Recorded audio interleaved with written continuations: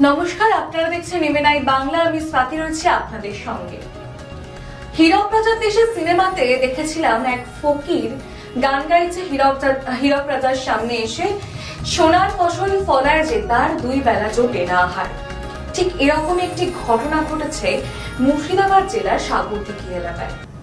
মুর্শিদাবাদ জেলার সাগরদিঘিতে তাপবিদ্যুৎ কেন্দ্র গড়ে উঠেছে, অথচ সেই এলাকার বাসিন্দারাই নাকি বিদ্যুতের কোনো সুবিধা পাচ্ছেন না, এমনটাই অভিযোগ করছেন ওই এলাকার গ্রামবাসীরা। তাই তারা জানাচ্ছেন যে যখন বিদ্যুৎ থাকে তখন ভোল্টেজ থাকে না। বিদ্যুতের এই সমস্যার কারণে বিক্ষোভ দেখালেন গ্রামবাসীরা। আজকে আমাদের জীবনে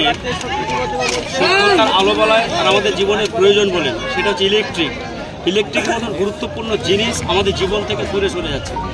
দিনের পর দিন দেখতে পাচ্ছি যখন আমরা রাতে ঘুমোতে যাব ঠিক সেই মুহূর্তে ইলেকট্রিকটা পালিয়ে যাচ্ছে। আমাদের দুধের বাচ্চাগুলো ইলেকট্রিকের অভাবে ম্রিয়মাণ অবস্থা।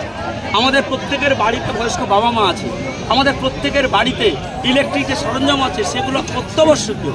সেই বিষয়গুলো ইলেকট্রিক ছাড়া কিন্তু কখনো চলে না।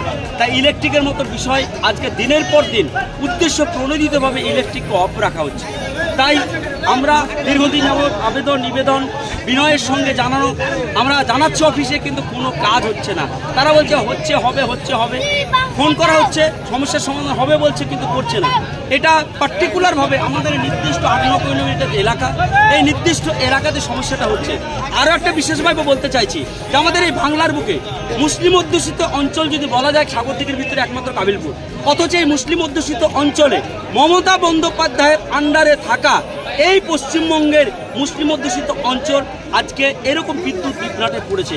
মাননীয় মুখ্যমন্ত্রীর কাছে আমরা দাবি জানাচ্ছি, মাননীয় মুখ্যমন্ত্রীর আমরা দৃষ্টি আকর্ষণ করছি যে আপনার এই এলাকা অবশ্যম্ভাবীভাবে আপনার এই এলাকা ইলেকট্রিকের যে বিভ্রাট হয়েছে সেই বিভ্রাটের থেকে মুক্তি ঘটানোর ব্যবস্থা করুন। এবং তার সঙ্গে সঙ্গে সাগরদিঘি যে এসএস আছেন, সাগরদিঘি যে অফিস আছেন, যারা প্লটে কাজ করেন তাদেরকে আমরা হুঁশিয়ারি দিচ্ছি যতক্ষণ পর্যন্ত সমস্যার সমাধান না হবে ততক্ষণ আন্দোলনের তীব্রতা বাড়বে। আজকে আমরা এখানে শান্তিপূর্ণভাবে বসে আছি, একটা সময় কিন্তু আগুন জ্বলবে। তাই হুমকি দিয়ে বলছি, আমি হুমকি দিয়ে বলছি, আমরা হুমকি দিয়ে বলছি যে সমস্যার সমাধান না হলে আপনার বাড়ি ইলেকট্রিকটা গিয়ে কেটে দেবো।